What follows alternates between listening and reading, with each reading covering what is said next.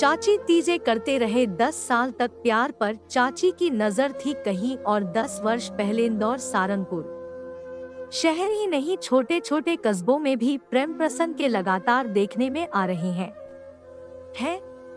प्रेम प्रसंग भी ऐसे जो रिश्तों को कलंकित कर रहे हैं। एक ऐसा ही शर्मनाक मामला सामने आया है। यह मामला इसलिए शर्मनाक है क्योंकि प्रेम करने वाला कोई और नहीं चाची और भतीजा है। दोनों के बीच करीब 10 साल ने प्रेम प्रसंग चल रहा था जो कि शारीरिक संबंध तक पहुंच चुका था। 10 साल से चले आ रहे इस प्रसंग को चाची ने विराम लगाने की जो कोशिश की वह बहुत ही हैवानियत भरी है।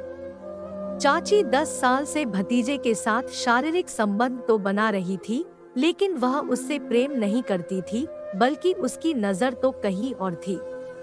भतीजे को तो वह मोहरे के रूप में अपने प्रेमजाल में फंसाए हुए थी।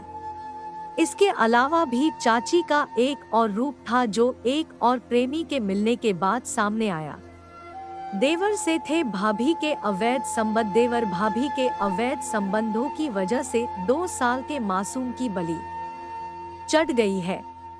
चाचा पर मासूम भतीजे लातों से कुचलकर मान देने के आरोप लगे हैं। घटना का खुलासा होने के बाद पुलिस ने आरोपी को गिरफ्तार कर लिया है। घटना 5 सितंबर की है। मिली जानकारी के अनुसार फैजरपुरा पुलिस थाना क्षेत्र के पोहरा बंदी इलाके में रहने वाले दीपक का अपनी भाभी पूजा के साथ अवैध संबंध थे।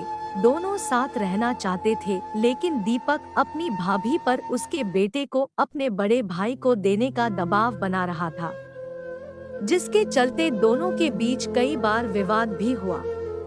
बताया जा रहा है कि पूजा अपने बेटे को छोड़ने लिए तैयार नहीं थी। 5 सितंबर को दीपक मजदूरी करके घर लौटा था। इस दौरान पालने में लेटा उसका भतीजा जोर जोर से रोने लगा। पूजा अपने बेटे चुप कर रही थी, पर मासूम चुप नहीं हो रहा था। इससे गुस्साए दीपक ने भतीजे को पालने से नीचे गिरा दिया और अपने पैरों से कुचलकर उसकी हत्या कर दी। पुलिस के अनुसार आरोपी दीपक भोसले को गिरफ्तार कर लिया है। उसके खिलाफ कानूनी कार्रवाई की जा रही है। जांच के दौरान पुलिस को पता चला है कि देवर भाभी में अवैध संबंध थे। नमस्कार दोस्तों, मैं अपनी गर्लफ्रेंड की कहानी सुनाने जा रहा हूँ। टाइपिंग कोचिंग सेंटर में विजय का पहला दिन था।